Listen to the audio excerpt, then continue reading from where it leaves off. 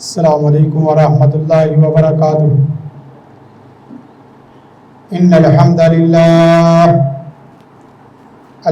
للہ نحمده ونستعینه ونستغفره ونؤمن به ونتوکل علیہ ونعوذ باللہ من شرور انفسنا ومن سیئات اعمالنا من يهده الله فلا مضل له ومن يضلل فلا هادي له واشهد ان لا اله الا الله وحده لا شريك له واشهد ان محمدا عبده ورسوله اللهم صل على محمد وعلى آل محمد كما صليت على إبراهيم وعلى آل إبراهيم إنك حميد مجيد اللهم بارك على محمد وعلى آل محمد كما باركت على إبراهيم وعلى آل إبراهيم إنك حميد مجيد أما بعد فإن خير الحديث كتاب الله وخير الهدي هدي محمد صلى الله عليه وسلم وشر الأمور محدثاتها وكل محدثة بدعة وكل بدعة ضلالة وكل ضلالة في النار أعوذ بالله السميع العليم من الشيطان الرجيم بسم الله الرحمن الرحيم قال الله تبارك وتعالى في كلامه المحكم قل إن صلاتي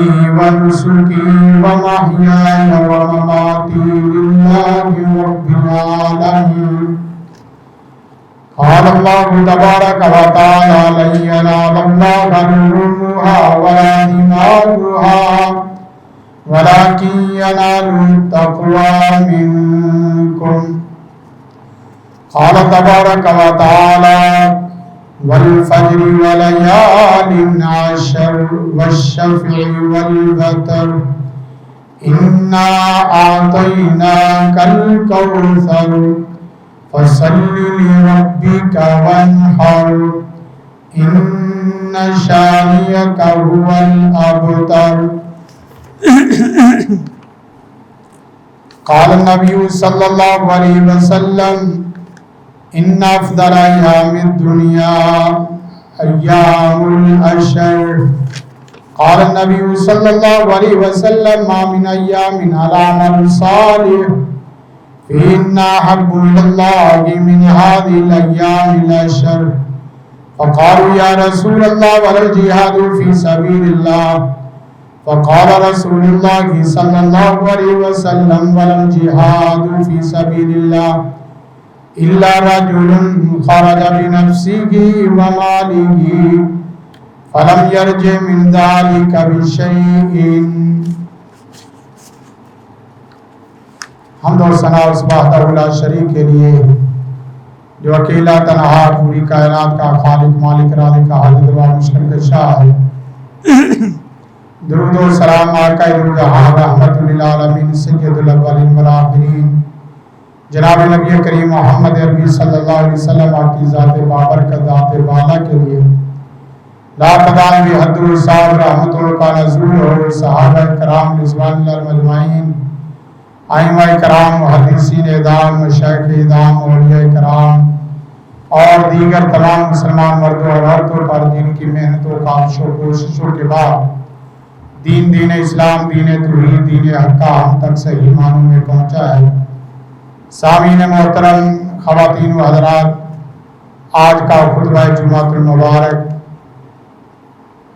اشرا ذوالحجہ اور قربانی کے فضائل و مسائل کے حوالے سے قرآن و سنت کی روشنی میں چند اہم نکات آپ کے سامنے رکھیں گے۔ سب سے پہلے جو آج شام سے انشاءاللہ اشرا شروع ہونے والا ہے اور مہینہ شروع ہونے والا ہے، یہ اشرا مہینہ حرمت کے مہینوں میں سے ایک مہینہ ہے اور پورے سال کے اشروں میں سے افضل ترین اشرا ہے۔ نبی رحمت صلی اللہ علیہ وسلم نے فرمایا ان افضل ایام الدنیا ایام العشر، دنیا کے جو افضل ترین ایام ہیں وہ ایام العشر ذوالحجہ کے پہلے 10 دن ہیں۔ رمضان مبارک بھی بہت بڑی فضیلت رکھتا ہے، لیکن شارحین کے اقوال کی روشنی میں کہ رمضان مبارک کی آخری 10 راتیں پورے سال کی راتوں سے افضل اور ذوالحجہ کے پہلے 10 دن پورے سال کے دنوں سے افضل ہیں۔ حدیث بھی واضح ہے اور رسول کائنات صلی اللہ علیہ وسلم کی دوسری حدیث فرمایا ما من ایام العمل الصالح فیہن احب الی اللہ من هذه الایام العشر، کہ ان دنوں کے اندر کیا گیا کوئی بھی عمل صالح وہ دیگر ایام کے مقابلے میں بہت زیادہ اہمیت رکھتا ہے اور دیگر ایام اس کے مقابلے میں کوئی حیثیت نہیں رکھتے۔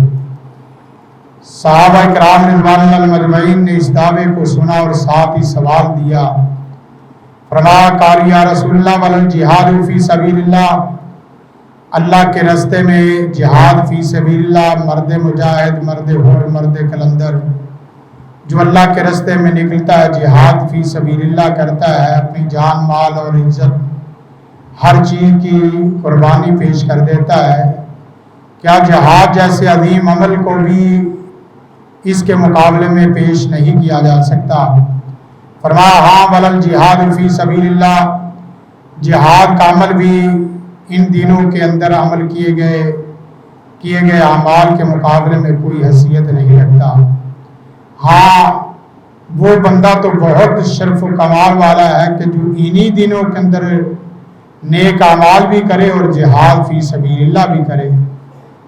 الا رجل خرج بنفسہ ومالہ، وہ شخص جو اپنی ذات کے ساتھ، اپنے مال کے ساتھ، اپنے گھوڑے کے ساتھ، سواری کے ساتھ جہاد فی سبیل اللہ میں نکلتا ہے، پھر ان میں سے کوئی چیز بھی واپس نہیں آتی، نہ اس کی سواری، نہ اس کے آلات جنگ، نہ وہ بذات خود، پھر بھی سوچا جا سکتا ہے لیکن وہ آدمی اس کے مقابلے نہیں ہے۔ ان حدیث سے پتہ چلتا ہے کہ یہ ایام بہت قیمتی ترین ایام، یہ اشرا انتہائی مفید تر اشرا شروع ہونے والا ہے۔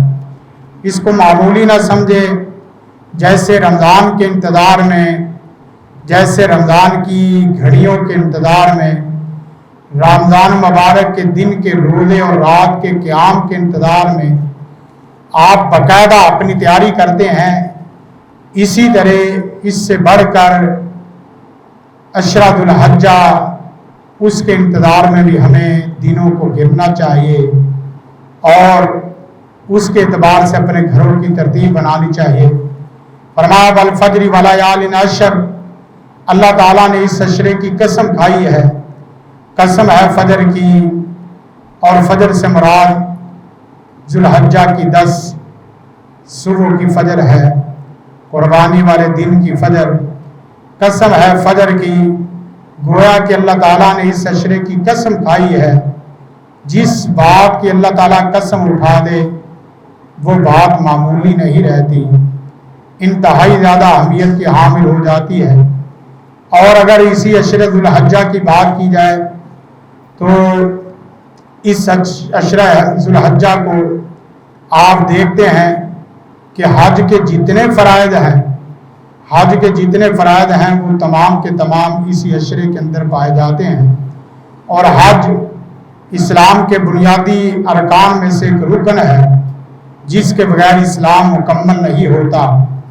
8 تا 12 ذوالحجہ یہ حج کے ایام ہے، اور مفسرین نے فرمایا فصلی لربک ونحر، اپنے رب کے لیے نماز پڑھو اور اپنے رب ہی کے لیے قربانی کرو۔ مفسرین فرماتے ہیں یا تو اس فصلی لربک سے مراد 10 ذوالحجہ کی صبح کی فجر کی نماز ہے یا نماز عید ہے۔ گویا کہ یہاں بھی حکماً اللہ تعالیٰ نے ہمیں تعلیم دی ہے کہ 10 ذوالحجہ یہ کوئی معمولی چیز نہیں ہے۔ ساتھ فرمایا دین اسلام کی جو تکمیل ہے، دین اسلام کی تکمیل وہ بھی اسی عشرے میں یوم عرفہ کے دن، یوم عرفہ کے دن دین اسلام کی تکمیل ہوئی۔ اور دین اسلام کی تکمیل کا جب یہودیوں کو پتہ چلا تو انہوں نے باقاعدہ یہ جملہ بولا کہ اگر جس دن آپ کا یہ دین اسلام مکمل ہوا ہے، اس دن اگر ہماری اس طرح ہمارا دین مکمل ہوتا تو ہم اس دن کو اپنی عید کا دن بناتے۔ تو الیوم اکملت لکم دینکم واتممت علیکم نعمتی ورضیت لکم الاسلام دینا، دین کی تکمیل کا عشرہ ہے اور دین کی تکمیل کا یہ دن ہے۔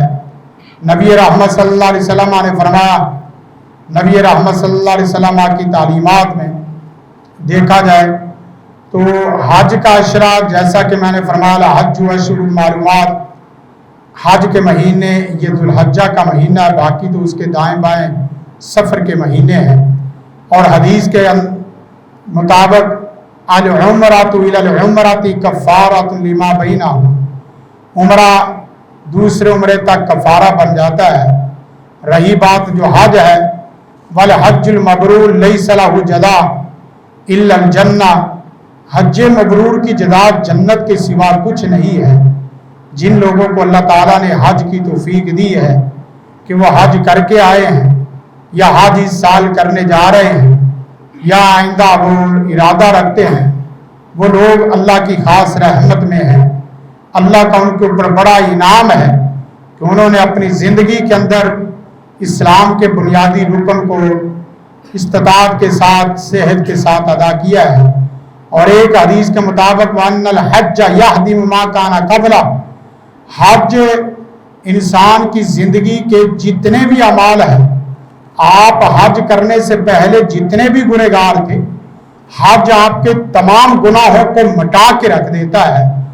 مطلب جو 60 سال کی عمر میں، 70 سال کی عمر میں، 50 سال کی عمر میں حج مبرور کرتا ہے، اس حج کی برکت کی وجہ سے حج کا جو بنیادی فائدہ وہ آپ کی 50 60 70 سالہ زندگی کے جتنے بھی گناہ ہیں اللہ تعالیٰ اس حج کے عمل سے سارے ہی معاف فرما دیتا ہے۔ تو وہ لوگ جن کے پاس استطاعت ہے، مالی استطاعت ہے، صحت بھی رکھتے ہیں، اس کے باوجود وہ حج نہیں کرتے، تو گویا کہ وہ اسلام کے ایک بنیادی رکن کے تارک ہیں۔ ایک گھر سے دوسرا گھر، دوسرے سے تیسرا گھر، ایک کاروبار سے دوسرا کاروبار، ایک گاڑی سے دوسری گاڑی خریدنا، اس طرح بنانا، یہ کوئی سیانف نہیں ہے، کوئی دنائی نہیں ہے۔ اللہ نے آپ کو زیادہ دیا ہی اس لیے ہے تاکہ آپ اور اسلام پر چل سکے اور دیگر لوگوں کو اسلام کے اوپر چلانے کی کوشش کریں۔ پھر اسی طرح بات کی جائے اس عشرے کی تو یہ تکبیرات کا، اللہ کی تحمید، اللہ کی تمجید اور اللہ کی تعریف کا عشرہ ہے۔ باقی عشرے بھی اللہ کی تحمید اور اللہ کی حمد و ثنا کے ہیں، لیکن اس عشرے کو خصوصاً اللہ تعالیٰ کی حمد و ثنا کے لیے، اللہ تعالیٰ کی تکبیرات کے، اللہ تعالیٰ کی تمجید کے لیے رکھا گیا ہے کہ بندہ اگرچہ 9 ذوالحجہ سے 13 ذوالحجہ کی عصر تک یہ تکبیرات کا کہا گیا ہے، لیکن اگر کوئی آدمی 1 ذوالحجہ سے 10 ذوالحجہ کی پہلی تاریخ سے ہی اللہ اکبر لا الہ الا اللہ واللہ اکبر وللہ الحمد اللہ اکبر اللہ اکبر اللہ اکبر کبیرہ، سبحان اللہ بکرۃ واصیلا، سبحان اللہ والحمد للہ ولا الہ الا اللہ واللہ اکبر ولا حول ولا قوۃ الا باللہ، اس طرح کے کلمات کو ادا کرنا شروع کر دیتا ہے اور اس کی تسبیحات پڑھتا ہے، اگرچہ بآواز بلند ہو یا آہستہ آواز میں ہو، تو اللہ تعالیٰ کی تکبیر اور اللہ تعالیٰ کی تحمید اور اللہ تعالیٰ کی تمجید کے اشرے کو وہ صحیح معنوں میں اس کا حق ادا کر دیتا ہے۔ اور صرف تکبیرات ہی بیان نہیں کرنی، اس کے مقابل شرک کفر کی جتنی شکلیں ہیں ان تمام کی نفی بھی کرنی ہے کہ سبحان اللہ والحمد للہ ولا الہ الا اللہ، اللہ کے سوا کوئی معبود برحق الہ نہیں ہے۔ تو عرض یہ کر رہا ہوں کہ اشراء ذو الحجہ اور قربانی کے فضائل مسائل، اشراء ذو الحجہ کے متعلق تقریباً 12 کے متعلق حدیث اور آیات آپ کے سامنے رکھ چکا ہوں، اور پھر اسی طرح اس اشراء ذو الحجہ کی یہ فضیلت اور خصوصیت بھی ہے کہ یہ امہات العبادات، جتنی عبادات اسلام کے اندر بنیادی عبادات ہیں وہ تمام کی تمام اس اشرے میں اکٹھی ہو جاتی ہیں۔ ارکان اسلام کو دیکھ لیں، ارکان ایمان یہ بنیادی اسلام ہے، جن کے اندر ارکان ایمان اور ارکان اسلام کی مکمل تعلیمات ہیں، سمجھ لو کہ وہ بنیادی مسلم ہے، اور وہ اللہ کے ہاں انشاءاللہ العزیز اللہ کی رحمت فضل کرم کے سائے میں لکھا جانے والا انسان ہے۔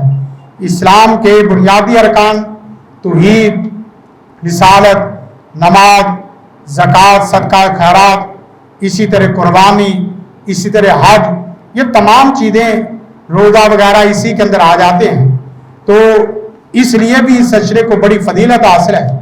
9 ذو الحجہ کا جو روزہ ہے وہ انتہائی اہم ترین ہے۔ کان رسول اللہ صلی اللہ علیہ وسلم یصوم 9 ذی الحجہ، اللہ کے رسول 9 کا روزہ رکھا کرتے تھے، اور بعد میں یہ بھی آتا ہے کہ اللہ کے رسول 9 کو روزوں کا اہتمام کرتے۔ اگر کسی کے پاس صحت، عافیت، طاقت، اس طرح کی دولت نعمت ہے، وہ اشراء ذو الحجہ کل ہی سے 9 روزوں کا اہتمام کر لے، بہت بڑی بات ہے، روزہ کوئی معمولی بات ہے۔ رسول کائنات صلی اللہ علیہ وسلم نے فرمایا صیام یوم عرفہ احتسب علی اللہ یکفر السنہ التی قبلہ والسنہ التی بعدہ، صرف ایک دن کا روزہ جو یوم عرفہ کا ہے وہ بھی پاکستان کے مطلع کے مطابق ہے، اس میں کوئی اختلاف نہیں، اگرچہ بعد 9 ذو الحجہ سعودی عرب کے مطابق لیتے ہیں، آپ اپنے مطلع کے مطابق پورے دین کے اوپر عمل کرتے ہیں تو ان بڑے ایام کو بھی اپنے مطلع کے مطابق ہی ادا کریں۔ 9 ذو الحجہ جو پاکستان میں ہے اس کے مطابق آپ روزہ رکھتے ہیں تو 1 سال قبل اور 1 سال بعد دونوں سالوں کے گناہ اللہ تعالیٰ معاف فرما دیتا ہے۔ تو یہ تمام فضائل اور اسی طرح برکات اسی اشرے میں حاصل ہونے والی ہے۔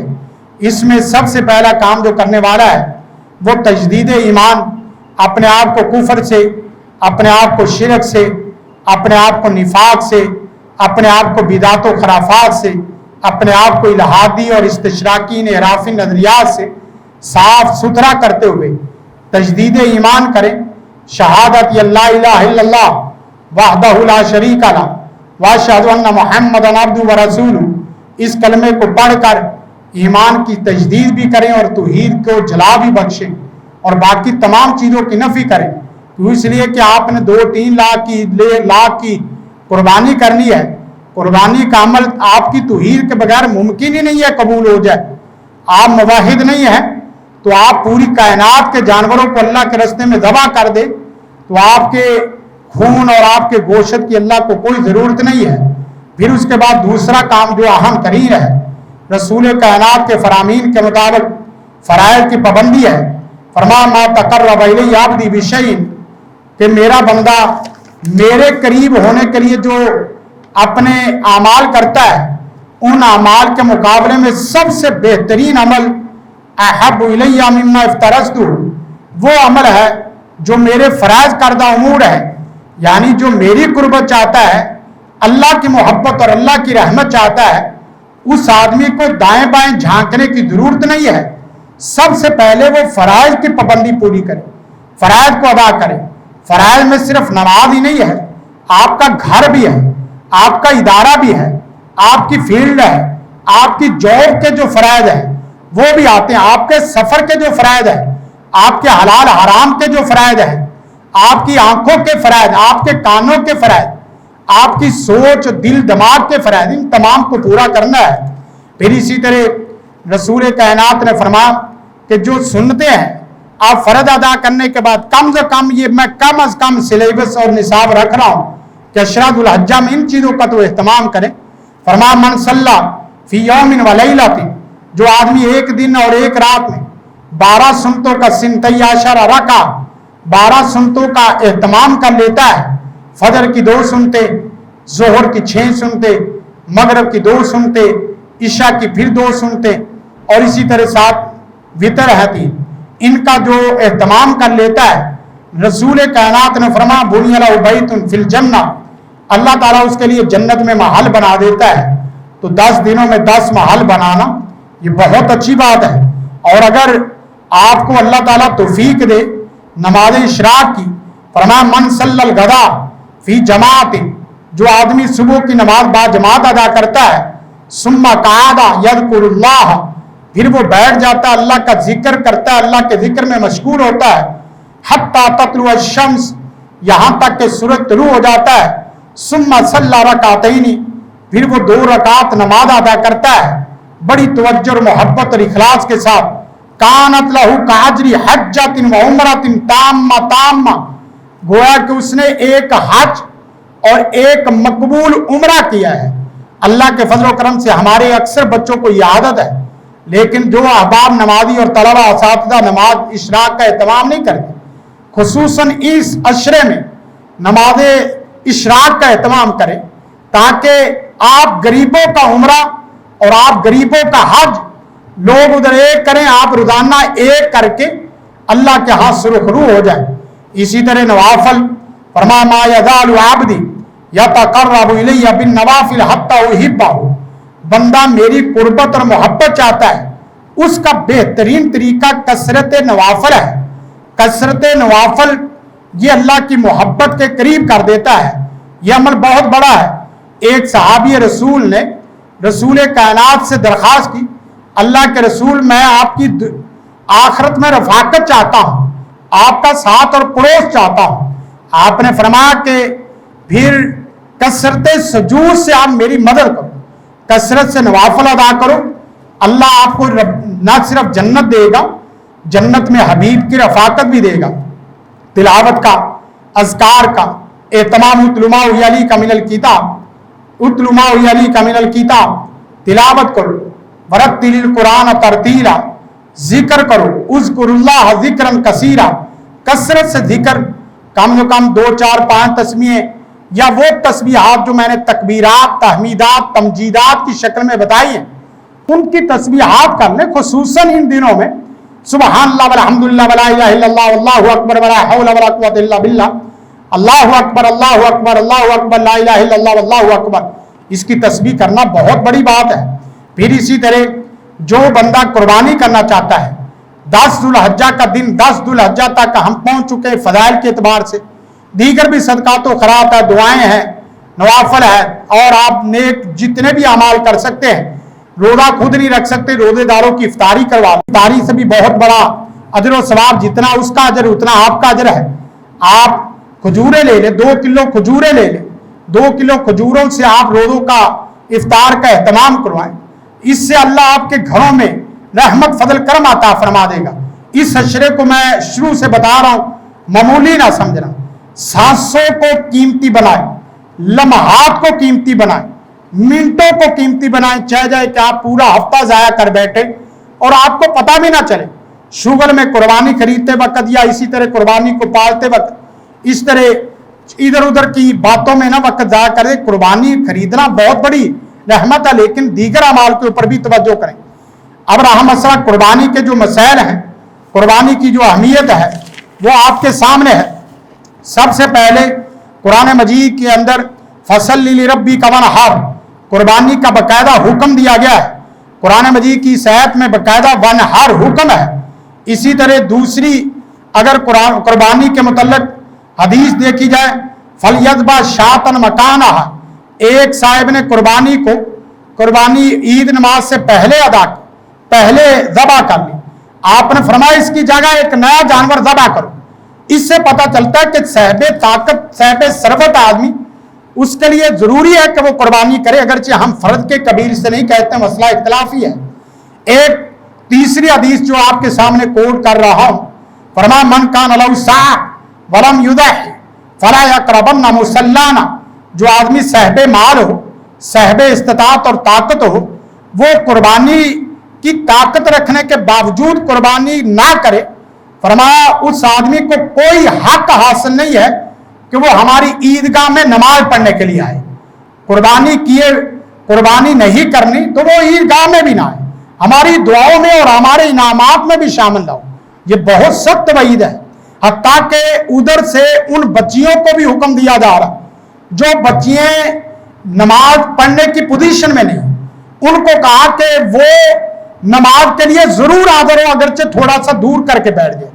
ان خواتین کو بھی حکم ہے کہ جن خواتین کے پاس اوڑھنے کے لیے کوئی دوپٹہ اور چادر نہیں ہے کہ وہ دوسری خواتین کے کپڑے اور حجاب میں لپٹ کر عیدگاہ کی طرف آئیں. اتنی بڑی فضیلت ہے. لیکن جو آدمی قربانی نہیں کرتا اس آدمی کے متعلق آپ نے بات سماعت فرما لی. اور اسی طرح ساتھ فرمایا فَكُلُوا مِنْهَا وَأَطِيمُوا الْقَانِيَ وَالْمُعْتَمَرَ لَن يَنَالَ اللَّهُ لُحُومُهَا وَلَا دِمَاؤُهَا وَلَكِنْ يَنَالُهُ التَّقْوَىٰ مِنْكُمْ.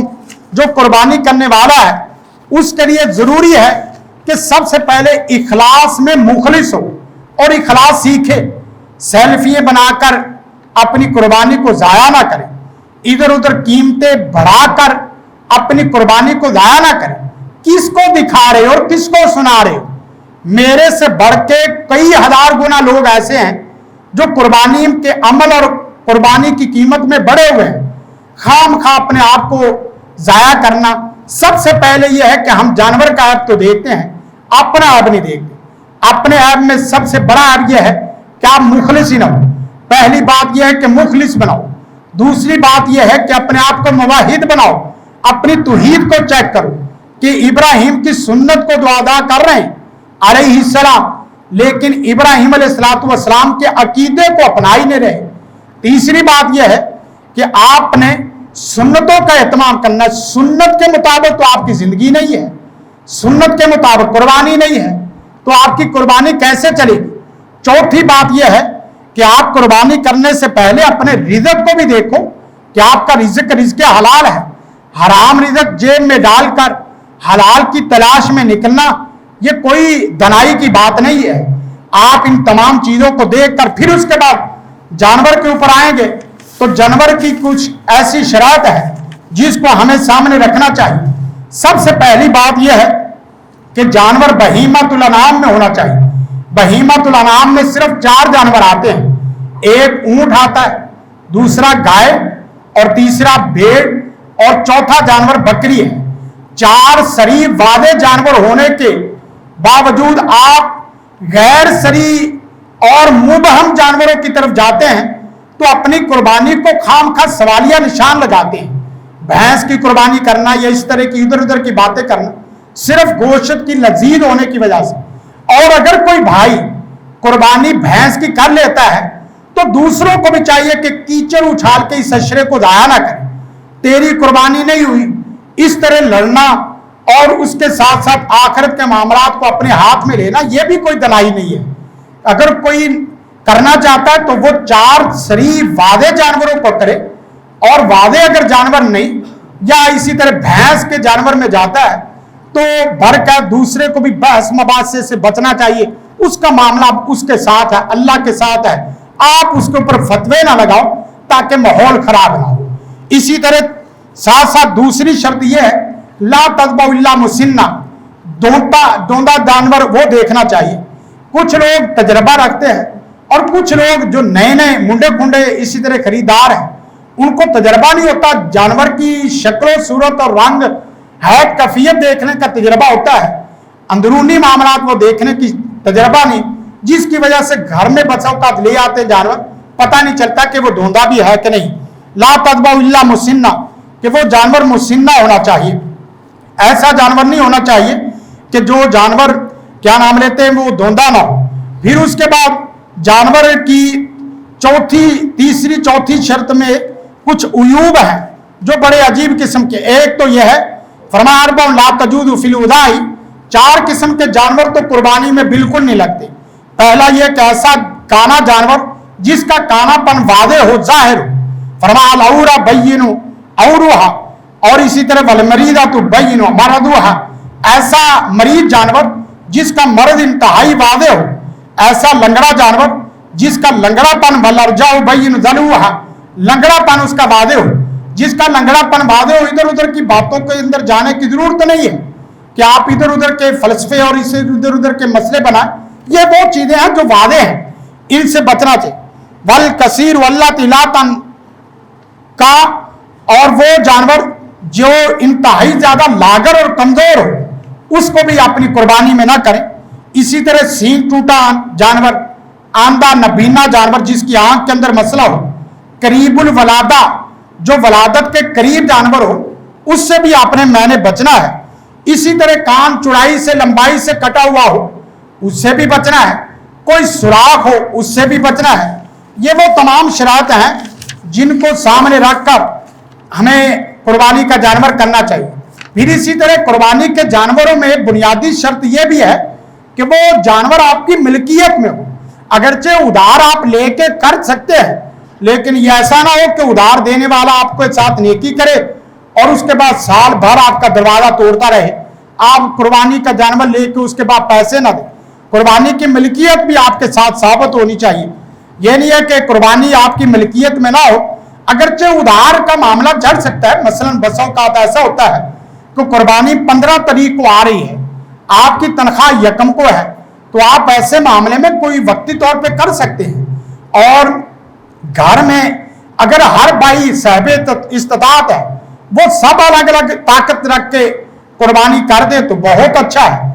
बसूरत दीगर घर में एक फर्द या पूरा घर एक जानवर तो अल्लाह के रास्ते में लाजमी ज़बह करे ताकि आपके घर से खून निकले। रहा मसला ये कि मैयत की तरफ से कुर्बानी होती है कि नहीं होती, सही हदीस तो कोई भी ऐसी नहीं आती जो मैयत की तरफ से कुर्बानी हो। लेकिन यहाँ भी हमारी वही राय है कि अगर कोई कुर्बानी मैयत की तरफ से करता है तो लोग जो सदके पर क्यास करते हैं कि सदका अगर हो जाता है तो कुर्बानी भी हो सकती है। तो इन चीजों को भी ज्यादा मबाहस में न लाए। आप अगर बेटे हैं, बाप की तरफ से कुर्बानी करना चाहते हैं और बाप फौत हो चुका है, तो आप अलग से नाम लेने की जरूरत ही नहीं है। आपकी तरफ से अल्लाह उसका वैसे ही सवाब लिख देगा, क्योंकि 2 हदीसें आती हैं। एक हदीस ये है कि आप मेंशन करके नाम लेकर अपने वालिदैन के साले सवाब के लिए कोई अमल करें, वो उनको पहुंचता है। और एक हदीस के मुताबिक आपके एक एक लफ्ज से अल्लाह उनको सवाब अता करता है। इस हदीस को देखा जाए तो अलग से नाम लेने की जरूरत नहीं। आप अपने वालिदैन के साले सवाब के तौर पे कोई आदमी कर लेता है तो बरकत। बाकी जो जानवर के ज़बह करने की शराइत है वो इंशाल्लाह अगले जुमे कोशिश करें कि आज चांद निकल आना है, चांद के निकलने की दुआ भी खुद पढ़ें। लोगों पे मीडिया सोशल मीडिया पे ना रहा करें, चांद खुद देखकर पढ़ने की आदत डालें ताकि आपके घरों में अमन, ईमान, सलामती पैदा हो। और इसी तरह जो भाई कुर्बानी करना चाहते हैं उनको चाहिए कि वो आज के दिन नाखून ना कटवाएं। रसूल कायनात ने फरमाया कि जो आदमी कुर्बानी का इरादा रखता है उस आदमी को चाहिए फला या खुदन नमीन शारी ही वला मिन अज़फारी, वो ना बाल कटवाए और ना ही नाखून कटवाए।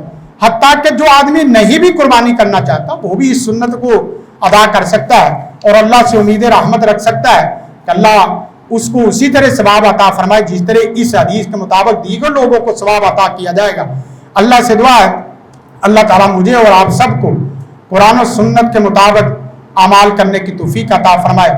अशरा जुल हज्जा और कुर्बानी के फ़ज़ाइल को, मसाइल को समझकर उसके ऊपर अमल करने की तौफीक अता फरमाए। सुबहान रब्बिका रब्बिल इज्जति अम्मा यसिफून व सलामुन अलल मुरसलीन वल्हम्दुलिल्लाहि रब्बिल आलमीन।